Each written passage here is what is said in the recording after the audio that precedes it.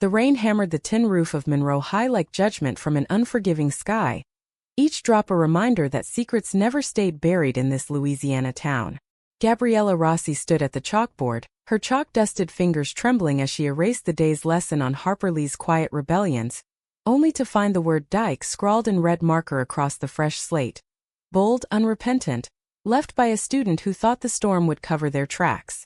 In that instant, as thunder cracked open the humid afternoon, she felt the weight of every sidelong glance from her seniors, the ones who'd once hung on her words like gospel, now whispering venom in the hallways, their hatred a slow poison seeping into the cracks of her carefully constructed life.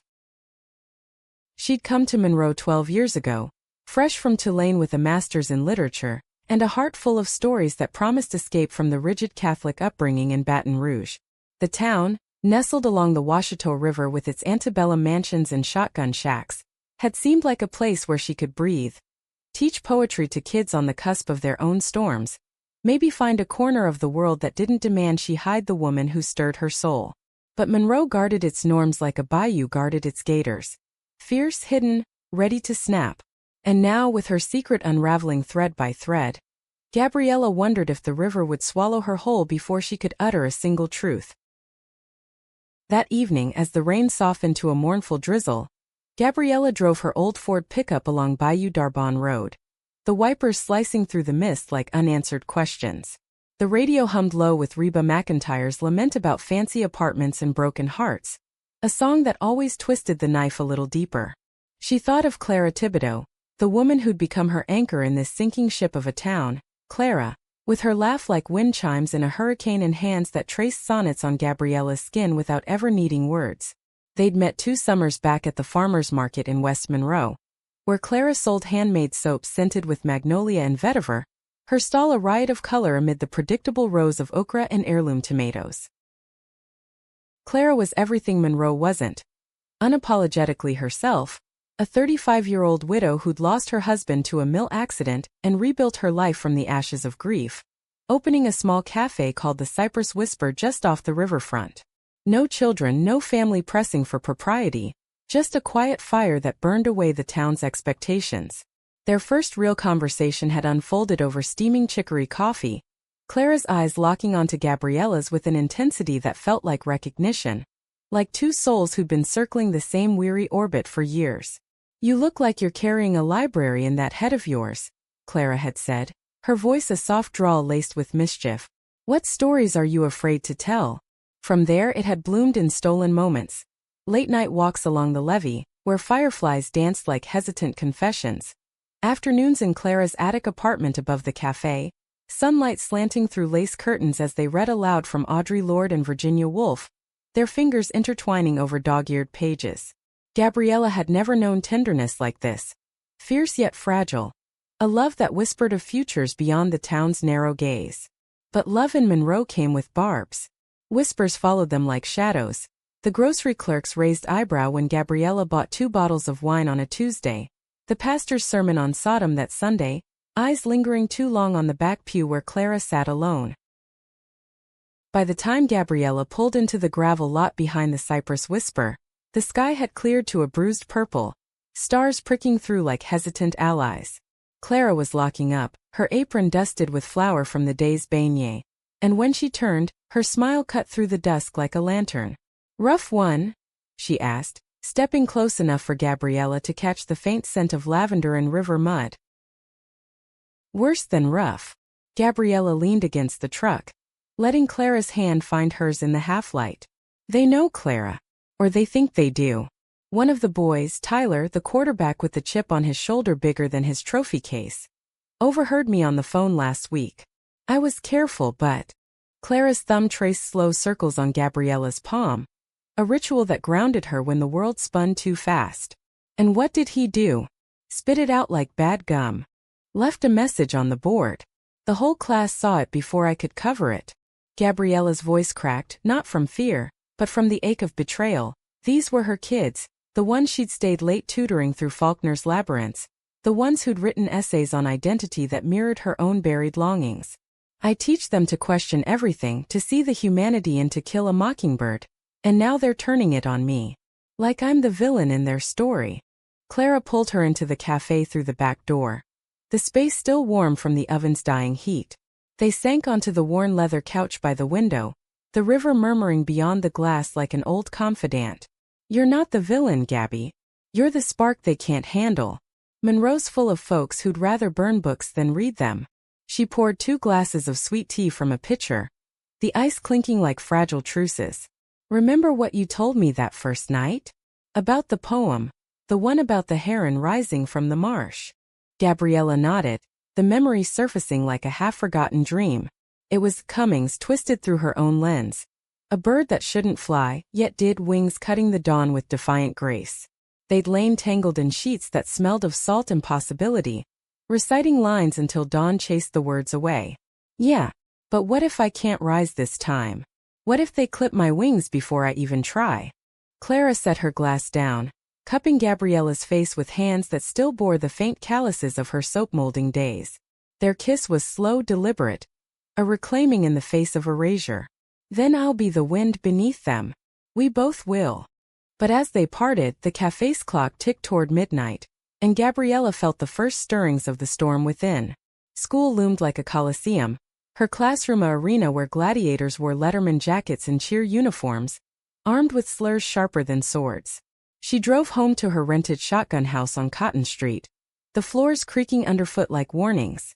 In bed, alone with the hum of cicadas, she stared at the ceiling fan's lazy spin, replaying the day's venom. Tyler's smirk in the back row, the girls' huddled giggles during free read, each one a brick in the wall they were building around her. The next morning dawned sticky and unrelenting, the kind of heat that pressed secrets deeper into the skin. Gabriella arrived early, coffee in hand, determined to reclaim the space. She wiped the board clean, wrote the color purple, in looping script, and greeted her seniors with the steady voice she'd honed through years of masking. But the air hummed with unspoken accusations. Midway through discussing Celie's voice as resistance, a note landed on her desk, folded tight, passed hand to hand like contraband. Unfolding it revealed a crude drawing. 2 stick figures entwined, labeled Miss Rossi plus that witch, encircled by flames. Her pulse thundered, but she folded it away, channeling the fury into her lecture. Walker shows us that silence isn't survival, she said, her gaze sweeping the room, lingering on Tyler's defiant slouch. It's surrender. What happens when we refuse to stay quiet? The bell rang like a reprieve, but freedom was illusory. In the faculty lounge, Principal Harlan Beaumont, a man whose family tree traced back to the Cotton Kings, summoned her with a curt email. His office smelled of stale cigars and polished oak, portraits of stern ancestors glaring from the walls. Gabriella, he drawled, steepled fingers hiding the tremor of unease. We've had complaints about distractions in your classroom. She sat ramrod straight, the chair's leather creaking like a confession. Distractions, Harlan? Or just kids testing boundaries? He shifted, eyes darting to the window overlooking the football field, where practice drills echoed like distant thunder. Look, this town's got its ways. Families here, good Christian stock, they expect a certain decorum from their teachers. Especially women like you without a ring on your finger. The words landed like silt, heavy and obscuring. Tyler's daddy sits on the school board. Says his boy's been hearing things. Phone calls late nights. It reflects poorly, you understand. Gabriella's throat tightened, the room's air thickening with the ghosts of old scandals. The teacher who'd fled town after a divorce. The coach rumored to drink too much. I'm an excellent teacher. My evaluations. This isn't about your evaluations. Harlan leaned forward, voice dropping to a paternal hush that grated like sandpaper. It's about fitting in. Monroe doesn't take kindly to deviations. You want to keep your job, keep it quiet. Or find somewhere else the river runs freer. She left his office with the note burning a hole in her pocket, the hallway a gauntlet of averted eyes and muffled snickers. Lunch was a solitary affair in her classroom, the purple-bound book open but unread, her mind replaying Clara's words like a talisman. By afternoon, the whispers had metastasized. Graffiti on her car door in the lot. Freak! Scratched shallow but deep enough to scar. She drove to the cafe on autopilot, collapsing into Clara's arms amid the scent of fresh cornbread. They marked my truck, she whispered, the dam cracking at last. Tears came hot and unbidden, soaking Clara's shoulder. Clara held her tighter, rocking gently as if soothing a child from a nightmare. Then we marked back. Not with scratches but with truth. You've got a gift for words, Gabby. Use it. But truth in Monroe was a currency few could afford.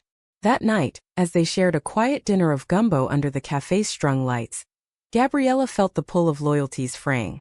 Clara spoke of leaving, of a cousin in Portland with space above her bookstore, but Gabriella hesitated, tethered by the kids she still believed in, the quiet ones like Lena, the poet in the front row who penned verses about hidden gardens, or Marcus, who'd confided his own struggles with his father's belt.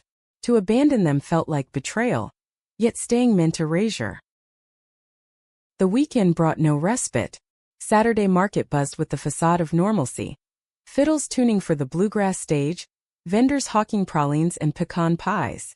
Gabriella wandered the stalls, basket empty, her eyes seeking Clara's amid the crowd. They stole a moment behind the honey vendor's tent, lips brushing in a kiss that tasted of rebellion and regret. "I love you," Gabriella murmured, the words a vow against the tide. "I know," Clara replied, her fingers lingering on Gabriella's wrist. "And that's why we fight." But fight how? Sunday service at First Baptist loomed like a trial, Gabriella's mother insisting on her presence. "For appearances, darling." Her voice crackling over the phone from Baton Rouge. The pews creaked under the weight of judgment. Reverend Ellis thundering about the wages of sin, his gaze sweeping the congregation like a searchlight. Gabriella sat rigid, Clara absent but ever present in her thoughts, a phantom warmth against the chill of hymns. Monday returned the classroom to its battlefield. The graffiti had spread, Lesbo teacher etched into her desk drawer, anonymous emails flooding her inbox with Bible verses and threats. Tyler's crew emboldened, their taunts now overt, snickers during roll call, a thrown eraser pinging off the board mid-sentence. Lena, bless her, slipped Gabriella a note. "I'm sorry. It's not right." But even that small solidarity felt like a fuse lit in dry grass. By week's end, the pressure cooker hissed. Harlan called again, this time with the superintendent on speaker, their voices a duet of concern laced with ultimatum. "Resign quietly, Gabriella. We'll say it's for personal reasons. Avoid the scandal." She hung up, hands shaking, and drove straight to Clara's, the river road blurring through tears. They made love that night with a desperation born of siege, bodies entwined as if to ward off the dawn, whispers weaving promises in the dark. "I can't lose you," Gabriella gasped, Clara's breath warm against her neck. "You won't," Clara vowed, but doubt shadowed her eyes, the first fracture in their fortress. The breaking point came unannounced, a Tuesday afternoon that started with birdsong and ended in shards. During fifth period, as Gabriella guided a discussion on the Great Gatsby's illusions, Tyler stood abruptly, his voice slicing the air. "Miss Rossi, why do you teach us about forbidden love if you can't handle it yourself? We all know about you and that cafe lady. It's disgusting." The room froze, a collective inhale sucking the oxygen dry. Eyes turned, some wide with shock, others narrowed in triumph.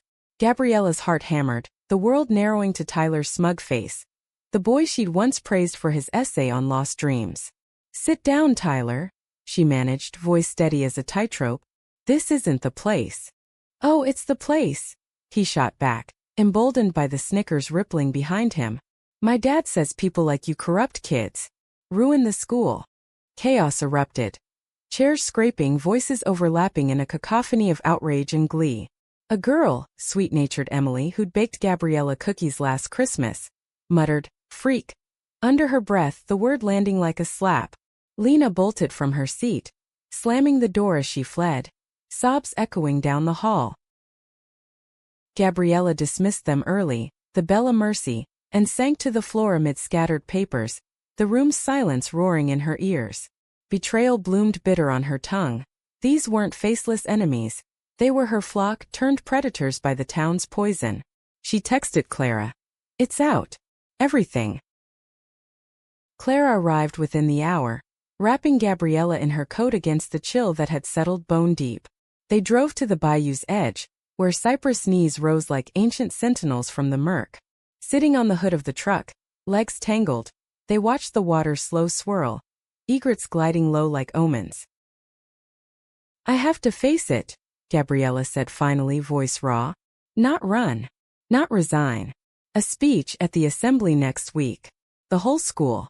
Tell them what it means to be hated for who you love." Clara's hand tightened on hers, fear flickering in the twilight. "They'll crucify you, Gabby. Monroe doesn't do heroes, it does martyrs. Better a martyr than a ghost." Gabriella turned, their foreheads touching, breaths mingling like shared resolve. "And if they do, at least I'll have flown." The days blurred into preparation, a vigil of ink and resolve. Gabriella pored over drafts by lamplight, words pouring like rain. Stories of her grandmother's whispered affairs in Sicily, the aunt who'd vanished to San Francisco in the 70s, the poets who'd carved freedom from bone. Clara edited beside her, adding flourishes of southern grit. Bayou metaphors, gospel cadences that could sway even the hardest hearts. But the town closed ranks. Parents' emails flooded Harlan's inbox demanding her head. The local paper ran a veiled op-ed on moral decay in our schools. Tyler's father cornered Clara at the market, hissing threats about boycotts. Even Lena pulled away, her poems now absent from the submission box. A note left instead. "I'm scared. For you. For me." Gabriella's mother called, voice quivering with old-world shame. "Come home, Gabriella. Marry that nice boy from church. This deviance. It's killing us all." "I love her, Mama," Gabriella replied, the words a severance. "And that's not deviance. That's me." The assembly dawned crisp, autumn leaves skittering across the football field like fleeing thoughts. The auditorium buzzed with 500 souls, students in pressed uniforms, teachers in hushed clusters, parents clutching programs like shields. Harlan introduced her with gritted teeth. "Miss Rossi has a few words on community values." She ascended the stage, microphone heavy as a cross, the spotlight a harsh confessor. Faces blurred into a sea of judgment. Tyler's smirk, Emily's downcast eyes, Clara in the back row, her nod a beacon. Heart pounding, Gabriella began, voice steady as the river's current. "You think hatred is a birthright here in Monroe? Something handed down like your granddaddy's pocket watch, or your mama's pearl necklace. But let me tell you what it really is. It's a chain forged in fear, wrapped tight around all of us until we choke on our own breaths."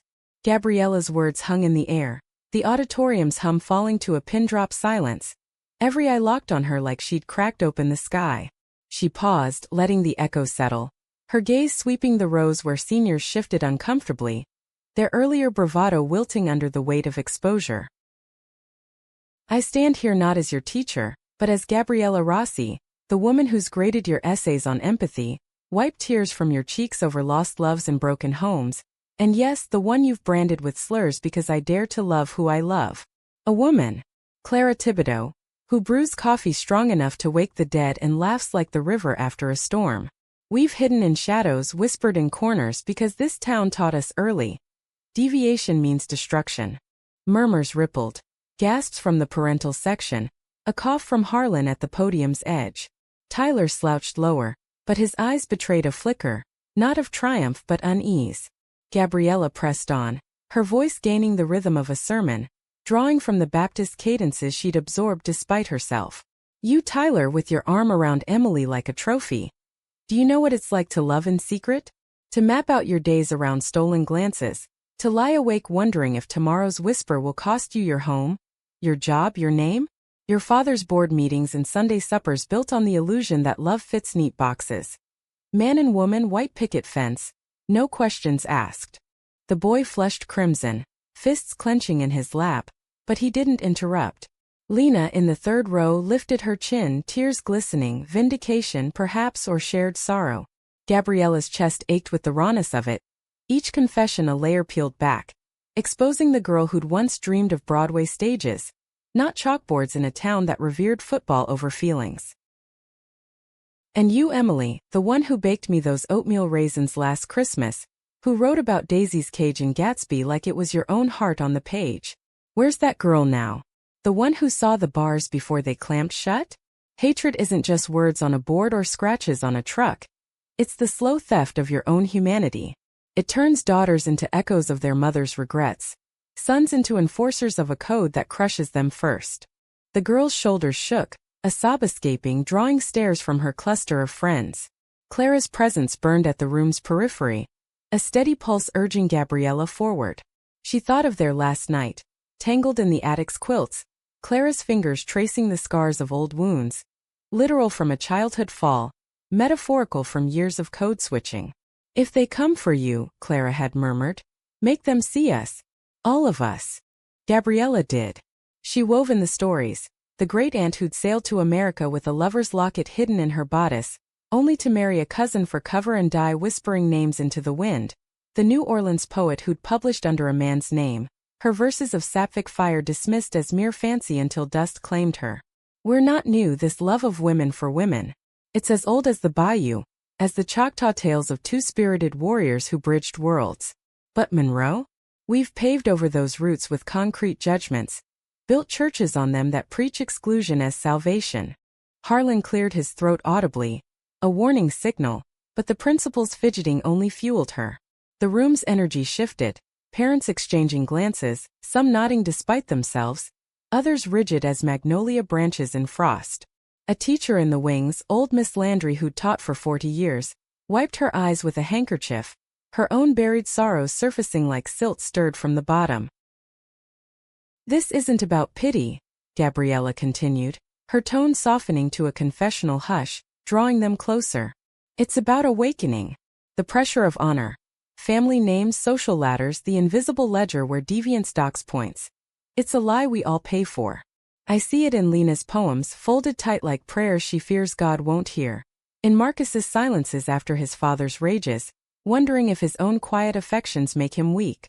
And yes, in my own mirror, where I stare down a woman who's given her youth to this school, only to be hated for the shape of her heart. Thunderous applause erupted from the back, sporadic at first, then swelling as students rose, Lena leading with fists clenched in solidarity. Whispers turned to cheers, a wave crashing against the dam of decorum. Tyler remained seated, face ashen, Emily beside him now reaching for his hand. Not in comfort but confrontation, her whisper fierce enough to make him flinch. But not all barriers crumbled. Harlan stepped forward as Gabriella yielded the mic, his clap polite but his eyes steel. Thank you, Miss Rossi. Passionate perspective. The assembly dissolved into milling chaos. Hugs for Gabriella from unexpected quarters, glares from the old guard. Clara met her at the stage's edge, their embrace brief but electric, a promise sealed in public for the first time. You did it, Clara breathed, her drawl thick with pride. Turned the tide. Not yet. Gabriella scanned the crowd, spotting Tyler's father buttonholing Harlan, faces thunderous. The backlash would come, petitions, meetings, perhaps her walking papers. But in that moment, with Lena's arms around her waist and Marcus murmuring brave, she tasted freedom's edge, sharp and intoxicating. The afternoon blurred into fallout. Students lingered in the halls, sharing clips of the speech on their phones, the video already viral in the school's group chats. Miss R's dropping truth bombs. One post read, hearts emoji blooming like defiant wildflowers. But the town's undercurrent churned, voicemails for Harlan decrying indoctrination. A Facebook group sprouting like kudzu. Protect Monroe's values. Gabriella retreated to the Cypress Whisper. The cafe a sanctuary amid the storm. Clara locked the door early, drawing curtains against prying eyes, and they collapsed onto the couch, wine glasses trembling in their grips. They cheered, Gabriella said, half disbelieving, tracing the rim of her glass. But I saw the fractures. Tyler. He looked lost, not conquered. Clara nodded, pouring refills with the ritual care of a priestess. That's the real win. Cracking the shell. My mama used to say, hurt people. But what if we show them the hurts shared? They talked late into the evening, dissecting the speech like a fresh poem.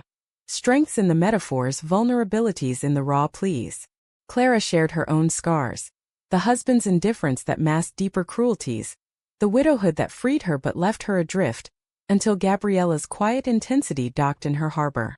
You gave me back my voice, Clara confessed, her head on Gabriella's shoulder. Now let me guard yours. Sleep came fitful dreams tangled with stage lights and bayou floods. Dawn brought the call. Harlan, summoning her to an emergency board meeting that night. Come prepared, he said, tone clipped. The wolves are circling. She spent the day in preparation, not defense but expansion.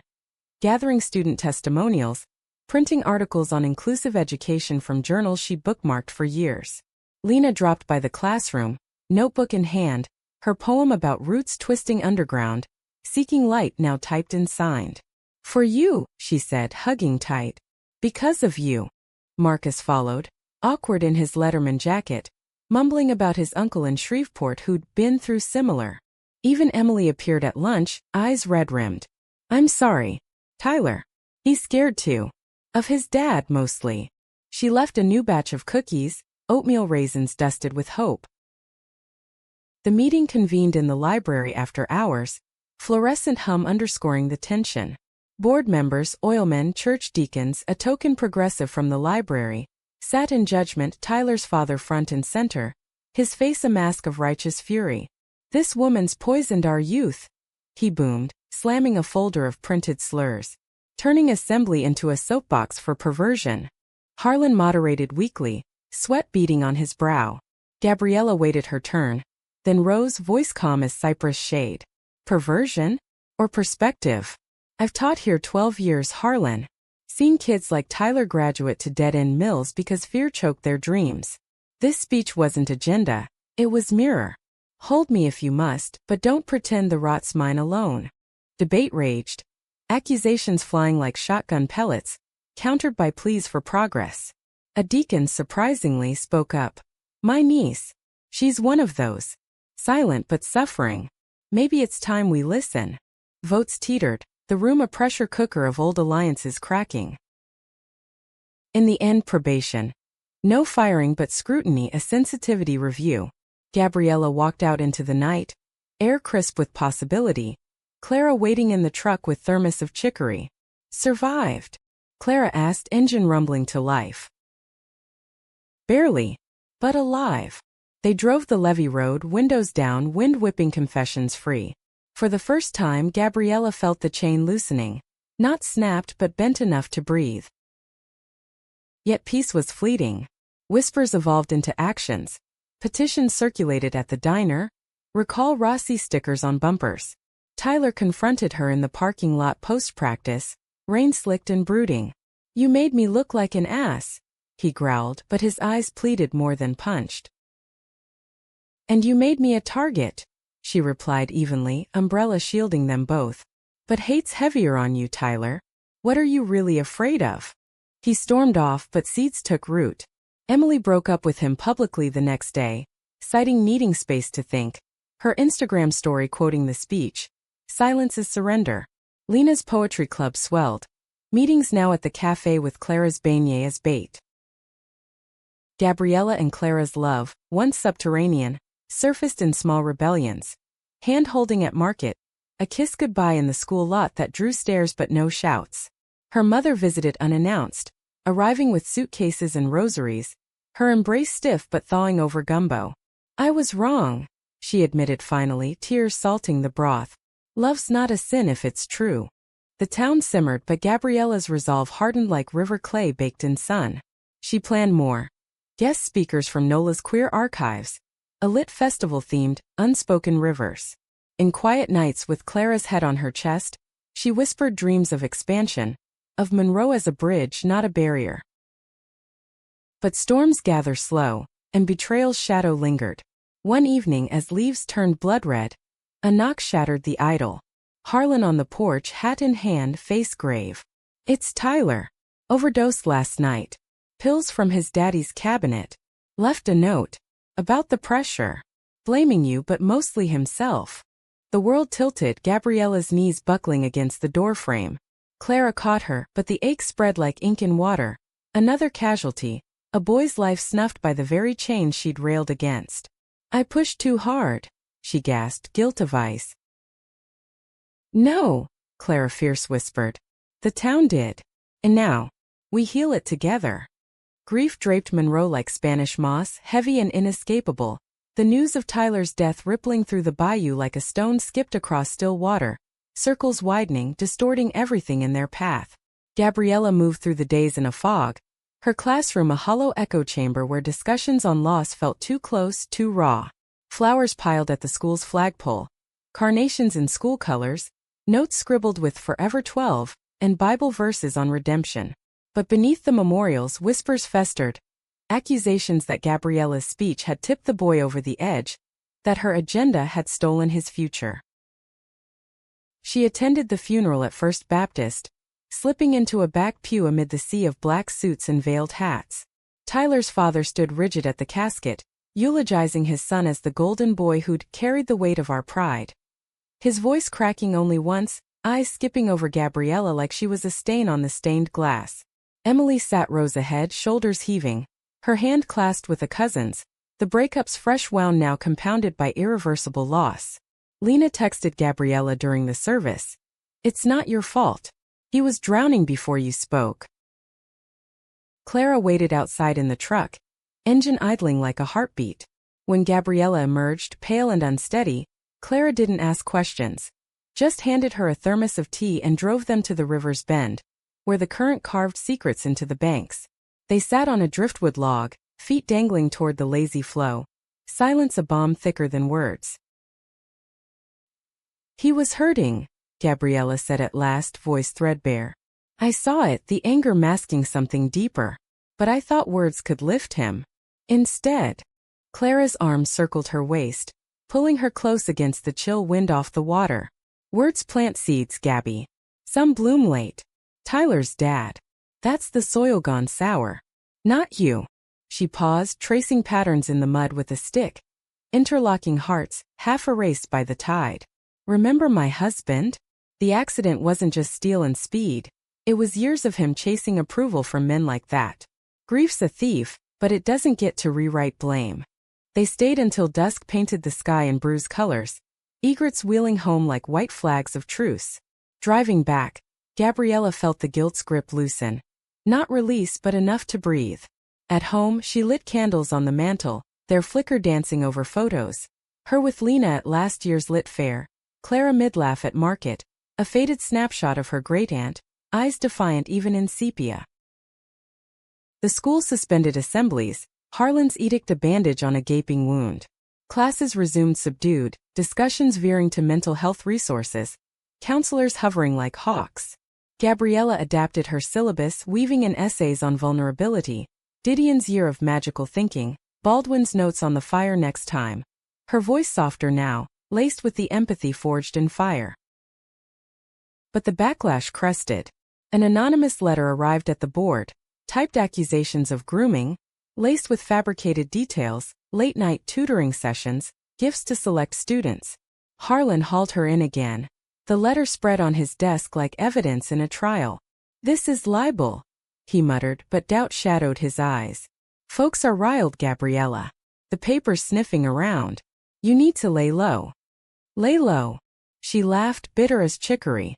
"That's what got us here, hiding until the poison festers. Tyler deserved better. We all do." He sighed, rubbing temples etched with new lines. "You're on leave. Paid for now. Use it to reflect." Leave felt like exile. Gabriella packed her desk methodically. Red pens, dog-eared novels, Lena's poem framed in thrift store glass. Each item a talisman of battles fought. Driving away, the school's brick facade blurred in the rearview, a fortress she'd stormed and now been cast from. Clara turned the cafe into command central, the back room a war map of clippings and plans. "We'll fight," she declared, pinning the letter to a corkboard like a declaration of war. "Lawyers, allies, my cousin in Portland knows a queer rights group. And the students. They're our army." Support trickled in unexpectedly. Lena organized a vigil at the flagpole, 24 kids holding signs. "Words save lives.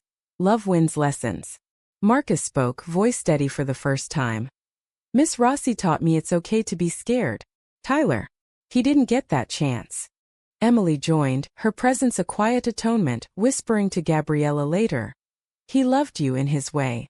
Your speech, it made him think even if it hurt." The local paper, the Washita Gazette, ran a balanced piece. Front page spread with Gabriella's photo, mid-speech, eyes alight. Teacher Stan sparks dialogue amid tragedy, the headline read. Quotes from parents on both sides. A deacon praising her courageous heart. Tyler's father decrying reckless provocation. Circulation spiked. Letters to the editor flooding like spring rain. Gabriella's mother extended her stay, transforming the shotgun house into a nest of Italian comforts. Eggplant parmigiana simmering. Rosaries clicking like Morse code of reconciliation. Over evening wine, she shared fragments of her own youth. A college friend in the 60s, more than a friend, lost to a hasty marriage and early grave. I buried it deep, she confessed, hands twisting a napkin. But seeing you, it's like digging up the garden, weeds and all. Healing threaded through the hurt. Clara and Gabriella stole weekends away, driving to Natchitoches for jazz brunches and Cane River walks, hands linked openly under cafe awnings. In one such escape amid blooming azaleas, Clara knelt. Not in proposal but promise, offering a locket engraved with the comings. I carry your heart with me. Not chains, she said, fastening it around Gabriella's neck. Wings. Back in Monroe, the tide turned incrementally. The board's review cleared her name. The letter deemed malicious falsehood. Harlan reinstated her with a gruff handshake. Town needs voices like yours, even if they howl. Students greeted her return with a banner in the hall.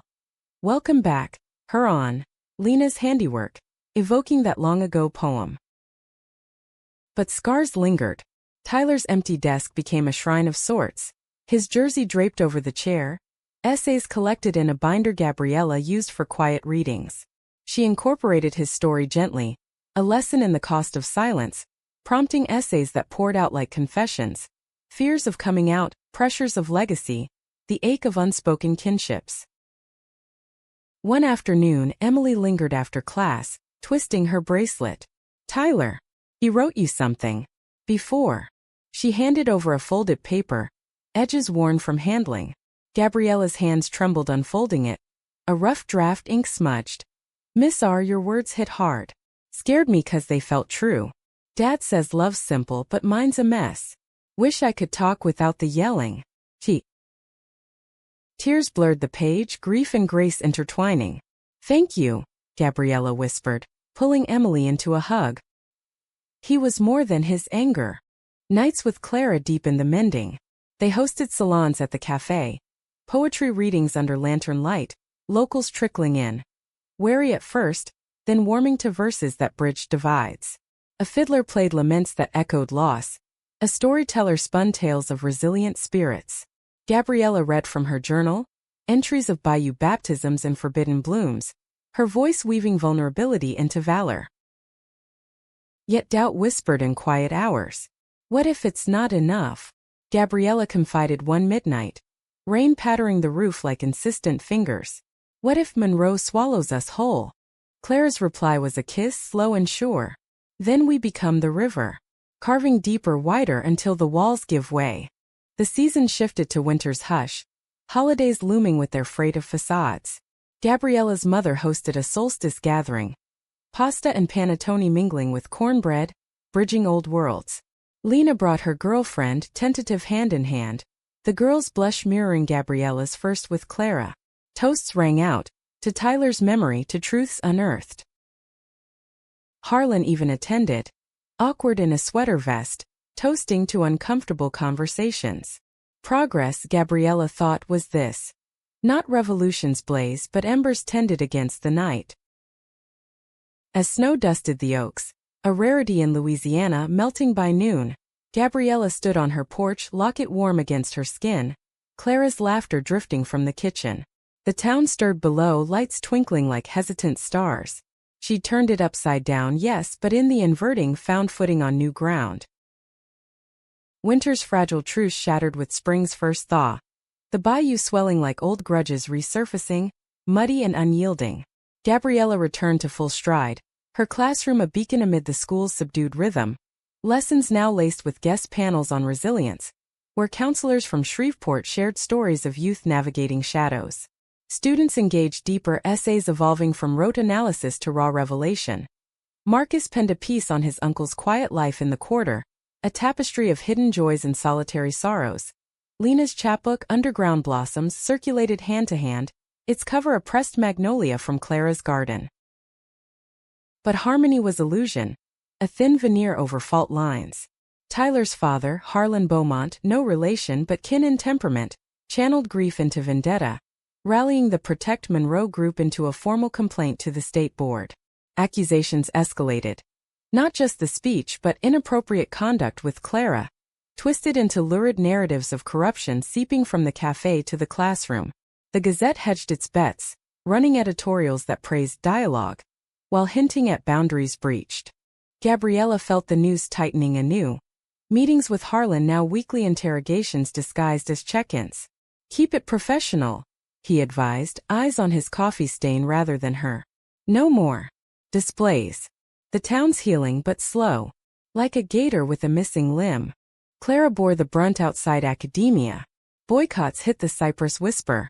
Once bustling with after-church crowds, now echoing with empty stools. Graffiti bloomed on the walls overnight. Sinner's brew, slurred in dripping paint. She scrubbed it dawn after dawn, jaw set, but Gabriella saw the toll in shadowed eyes, the way her hands lingered on the counter as if anchoring against drift. One evening, as azaleas burst pink along the river, they confronted the siege head-on. Clara proposed a community night at the cafe.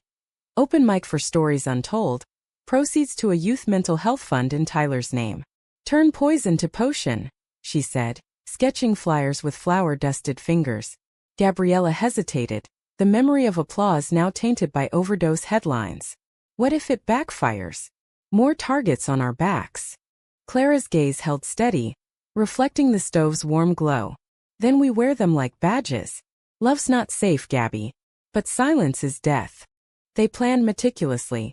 Invitations to allies, the deacon's niece, a librarian with a rainbow pin discreetly placed, even Emily, now volunteering at the fund. Lena designed the poster, vines entwining microphones like lifelines. Word spread via whispers and waves, the event dubbed Whispers on the Water. The night arrived humid and electric, storm clouds massing like uninvited guests. The cafe overflowed, folding chairs spilling onto the patio, lanterns swaying in the breeze off the Washita. Gabriella emceed, voice steady despite the knot in her throat, introducing speakers with grace born of practice. The deacon's niece, a soft-spoken barista named Jolie, read a letter to her younger self. You are not broken, the world is just young. Applause thundered, fists pumping like heartbeats. Marcus took the stage next, guitar slung low, strumming a blues riff that morphed into original lyrics, verses of Bayou Boys wrestling ghosts, choruses pleading for room to breathe without the noose. His uncle sat front row, tears carving tracks down weathered cheeks, a nod of pride cutting through decades of isolation. Emily's turn came midway, her hands twisting a napkin as she stepped to the mic. I dated Tyler because it was easy, she began, voice quavering but clear. Safe. But after Miss Rossi's speech, I saw the cage. And when she swallowed, the room holding breath. He left this for me. She unfolded a sketch, Tyler's from art class. Two figures breaking chains labeled for the ones who fight. He was fighting too. Quietly. We all can. Sobs rippled, hands reaching to clasp hers. Clara, behind the counter slinging drinks, caught Gabriella's eye. A shared glance electric with possibility. Their love, once private fuel, now public spark. Gabriella closed the readings with her own piece, a prose poem drawn from the locket's inscription. Tales of herons rising, not in isolation but flock to flock, wings overlapping in defiant V.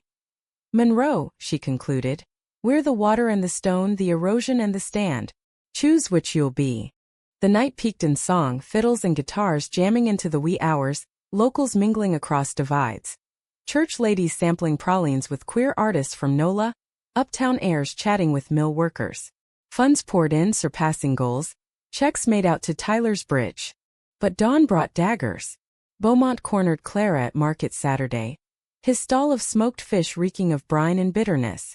Your little circus changes nothing, he snarled, voice low for witnesses. My boy's dead because of her poison. I'll see you both run out. Clara met his glare unblinking. Grief's a heavy load, Mr. Beaumont. but hate's heavier. Tyler deserved better than your version of love. He stalked off, but the threat lingered. That afternoon, as Gabriella graded papers on the porch, a sheriff's cruiser pulled up. Courtesy call, they said, on community tensions. No charges, but the implication hung, watch your step. Isolation crept in insidious. Gabriella's mother, sensing the chill, urged flight. Portland with Clara's cousin. Fresh start. But roots ran deep. Lena's graduation looming. The lit festival she'd spearheaded, now a town staple. Leaving felt like amputation. Clara confessed doubts in the attic's hush. Rain lashing windows like accusations. What if we're the storm, not the shelter? Dragging you down. Gabriella traced her jawline, memorizing the curve. No.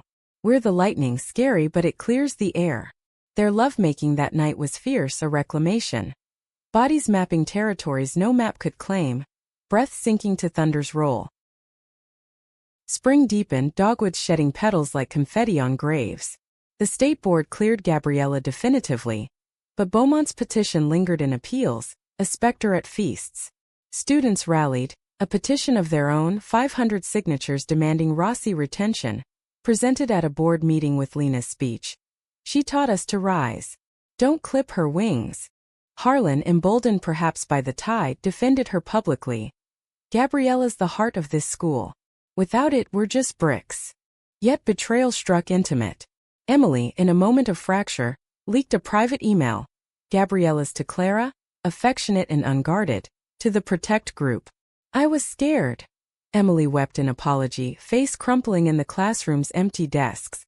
Dad threatened to cut me off if I didn't prove loyalty. The leak fueled flames. Headlines twisted words into scandal. Parents pulling kids for alternative homeschooling. Gabriella forgave Emily, fears the real betrayer. But the wound suppurated, trust's fragile weave torn. Clara, ever the anchor, proposed escape. A weekend in the Ozarks, cabins by falling water. They hiked trails lush with fern, waterfalls roaring approval. Nights in featherbeds where worries dissolved in steam. Marry me, Clara whispered one dawn. Ring fashioned from river-twisted wire, glinting in first light. Not for papers but promise. Here where the water drowns out the noise. Gabriella's yes was a sob, joy laced with ache. They returned renewed, the ring hidden but humming against her skin. Summer beckoned, graduation a milestone. Lena walked the stage, dedicating her award to the teacher who whispered permission. Marcus hugged Gabriella tight, whispering college plans in Austin. Your words got me there. But Beaumont's shadow lengthened. An injunction hit, temporary, blocking the lit festival on safety grounds. The town divided. Protests at town hall, counterpickets with crosses. Gabriella spoke at the rally, voice amplified by megaphone. This isn't about one event. It's about who we allow to bloom. Clara stood beside her, hand in hers, the grip a vow. Rain fell, but they held umbrellas forgotten. The crowd a canopy of shared resolve. In the quiet after, driving home slick roads, Gabriella felt the turning. Not triumph but tenacity. Betrayal had scarred, but scars mapped strength. With Clara's ring a secret talisman, she plotted the fall. Speeches beyond the school. Alliances with NOLA networks. Monroe might bend her but never break. Summer's languid heat wrapped Monroe in a haze of cicada song and river mist. But for Gabriella, it was a crucible, days of enforced idleness on leave morphing into fervent creation. She transformed the shotgun house's back room into a study. Walls papered with festival plans, student letters, drafts of op-eds that poured like sweat from her brow. Clara's proposal ring, now worn openly on a chain beneath her shirt, pulsed like a second heart, reminding her that love's quiet revolutions outlasted tempests. The injunction against the lit festival ignited a firestorm, Beaumont's maneuver backfiring spectacularly. Petitions surged online, Monroe reads trending locally, drawing support from Baton Rouge liberals and even a Shreveport Times feature. Southern Town's literary uprising. Lena, home from pre-college orientation, rallied her cohort, virtual fundraisers netting airfare for NOLA authors. Venue swaps to the VFW hall when the school balked. Gabriella coordinated from the shadows, her emails a web of encouragement, to Jolie scripting her panel on verses of visibility, to Marcus polishing his keynote on From Bayou to Broader Waters. Clara handled logistics, the cafe's back room a hive of collating flyers and brewing endless pots for late-night strategists. "We're building an arc," Clara quipped one evening, stacking boxes of chapbooks, her smile weary but wicked. 2 by 2, truths included. Doubt not in private. Nights as fireflies blinked Morse in the yard. Gabriella paced the porch, locket, now holding Clara's photo clutched tight. What if it flops? Or worse, someone gets hurt? The leak sting lingered, Emily's betrayal a cautionary fracture. Though the girl's atonement came in volunteer hours at the fund, her eyes pleading forgiveness each batch of cookies delivered. Clara joined her, wrapping in a quilt stitched from feed sacks, her grandmother's handiwork, patterns of interlocking rings. Flops teach too. And hurt? That's Beaumont's game, not ours. She pulled Gabriella down to the swing, rocking gentle as a lullaby. Remember the heron? It doesn't flap harder in the gale. It rides it. The festival dawned under brooding skies, the VFW hall strung with Edison bulbs and banners of quoted lines. The life of man is of no greater duration than the breath of his nostrils. A crowd swelled beyond expectations. 300 souls, folding chairs creaking under weight of curiosity and camaraderie. Nola's guest poet, a firebrand named Sabine with dreads like willow branches, opened with a slam on southern veils, her rhythm pulling hoots from unlikely throats. Mill hands nodding to lines on labor's hidden loves, uptown wives dabbing eyes at metaphors of gilded cages. Gabriella's panel followed, a circle of voices. Her on teaching as insurrection, Jolie on art as exhale, Marcus bridging generations with tales of his uncle's jazz-fueled defiance. Questions flowed, tentative at first, then torrent. A mother asking how to talk to her questioning son, a veteran confessing his own suppressed affections from Nam days. Beaumont lurked at the edges, arms crossed, but even he stayed face a storm cloud yielding no rain. Clara emceed the evening reading, her drawl wrapping the mic like velvet. Tonight we don't whisper. We roar. Lena closed her chapbook launch a triumph. Copies signed amid hugs, her girlfriend beaming from the front row. As applause faded to mingling chatter, locals lingered. The deacon buying books for his library, Harlan nursing a seltzer and muttering approval. But climax cracked midnight. Beaumont rose during open mic, seizing the floor unbidden. "This is blasphemy," he thundered, voice booming off metal rafters. "My son rots because of your poison, your speeches, your unnatural ways. You're thieves stealing our children's souls." Gasps rippled security, 2 off-duty deputies edging closer. Gabriella stood, heart slamming, but Clara beat her to it, mic in hand like Excalibur. "Mr. Beaumont, your grief's a mountain none contest." But Tyler's death wasn't theft, it was neglect, the kind that chains boys to silence. Blame us if it eases, but healing starts with hearing, not hating. The room held breath, then erupted. Not in chaos but chorus, a young father standing. "My boy's struggling too. Thanks to this we're talking." An elder woman, Tyler's grandmother, shuffled forward, eyes wet. "Enough, Harlan. The boy's gone. Let these women help the living." Beaumont deflated, shoulders sagging as he retreated, the fight leaching from him like air from a punctured tire. Whispers followed. His own battles with the bottle, a marriage frayed by unspoken pains. In the aftermath, as cleanup crews stacked chairs, he approached Gabriella haltingly. "Didn't mean. The boy. He was my world." No apology but a crack enough for light. The festival's success rippled outward. State grants for school programs, a Gazette series on Monroe's awakening. Gabriella's leave ended in fanfare, students greeting her with a hallway serenade. Marcus on guitar, Lena leading lyrics adapted from her poems. Harlan pulled her aside post-bell. "You're staying. Permanently. And the board's funding your inclusivity curriculum." Joy bloomed tentative, shadowed by realism. Emily transferred to community college early. Her goodbye note a vow. "Learning to be brave like you." Lena departed for Vanderbilt. Tears at the send-off, promising visits in volumes.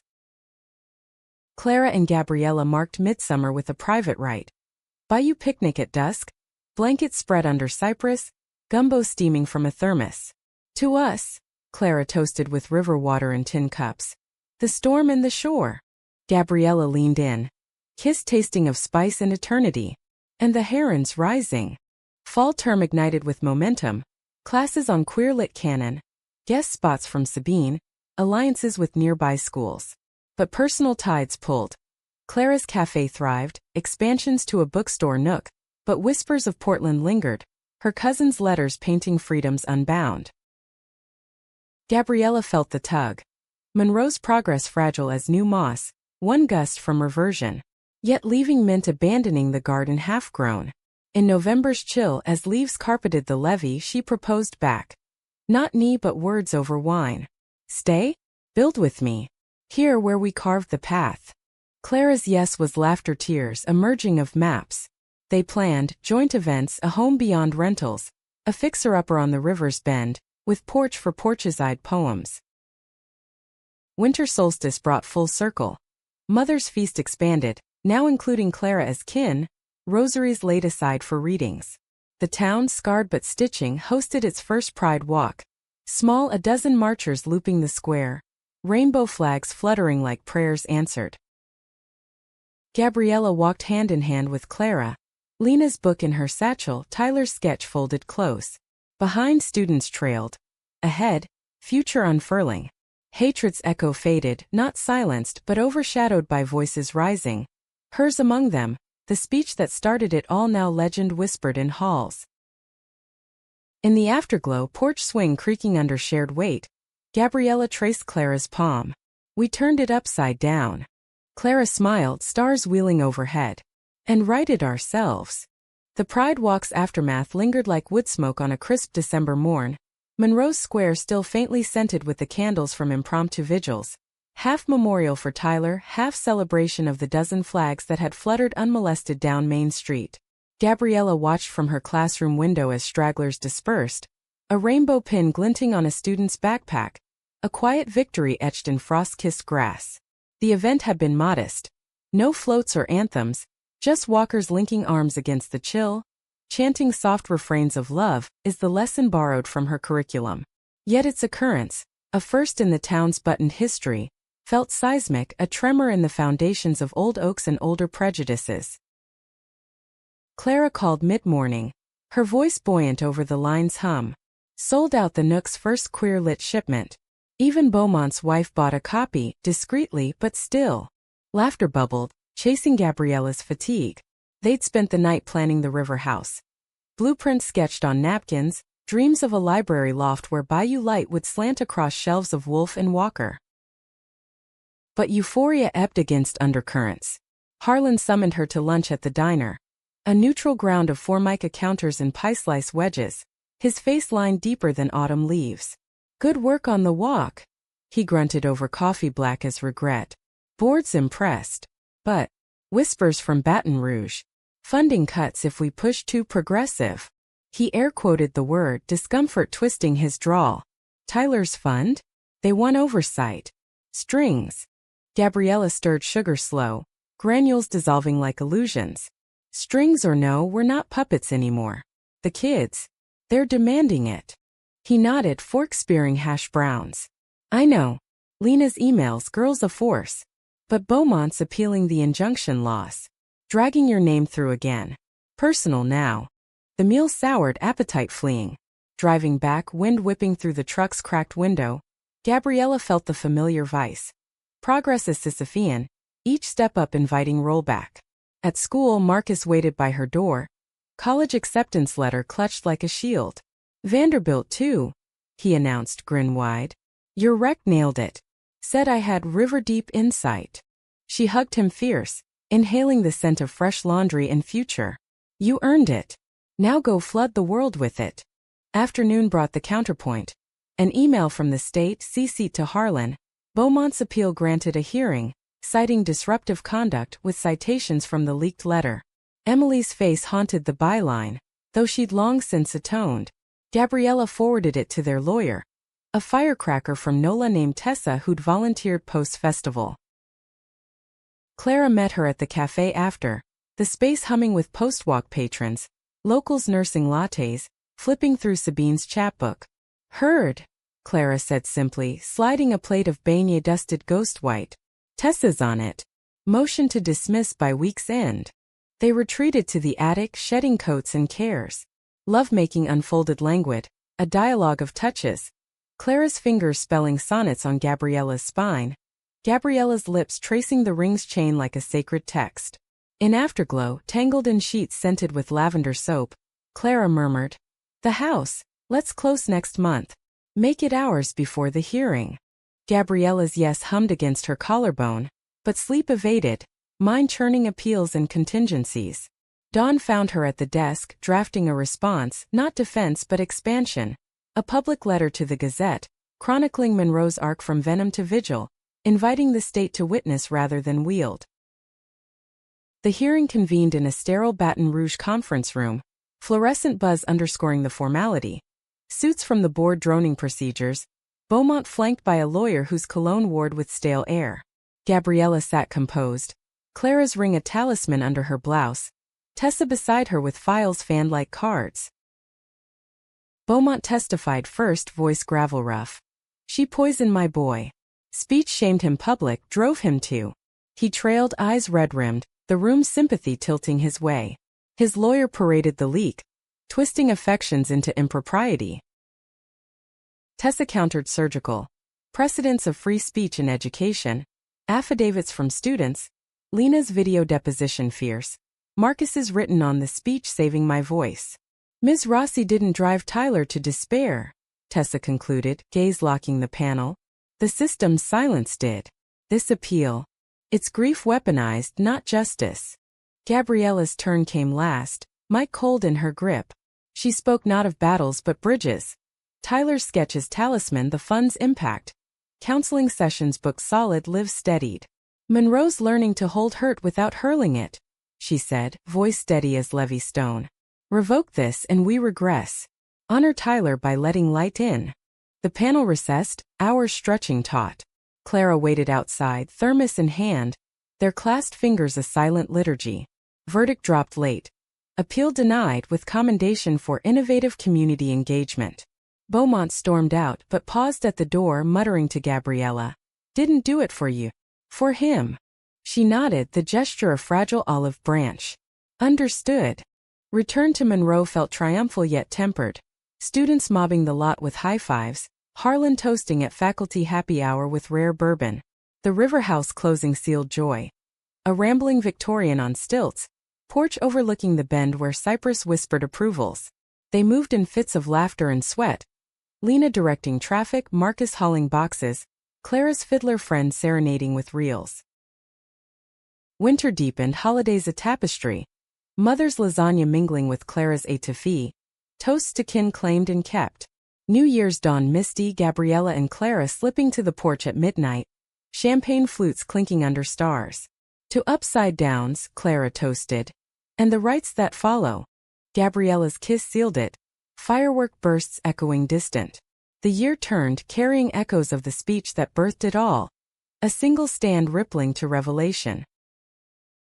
Spring bloomed unhindered, the lit festival reborn grander. Tents along the levee, authors from coast to coast. Gabriella keynote, Clara at her side. Their hands linked open as the Washitas flow. Students presented, Lena via video from Vanderbilt, Marcus live with a reading that drew standing ovation. Beaumont attended peripherally, donating anonymously to the fund, his presence a ghost made peace. The town evolved incremental. Pride flags in shop windows, sermons on love's wide river. Curricula statewide nodding to Monroe's model. Gabriella's mirror reflected not just survival but sovereignty. A woman who'd faced the class's hate, flipped the script, and found in the wreckage a world remade. With Clara's laughter in the kitchen, Lena's letter stacking on the mantel, she knew. The speech hadn't just turned the school, it had turned her inward to outward, chains to wings. In quiet evenings, porch swings creak a metronome. They read aloud. Lord's fire, Walker's purple, voices intertwining like vines. Monroe once cage, now canvas. Painted with strokes of struggle shaded in grace. Hatred's lesson? It forges if met with heart. And in that forging humanity gleams. Raw, resilient, redeemed.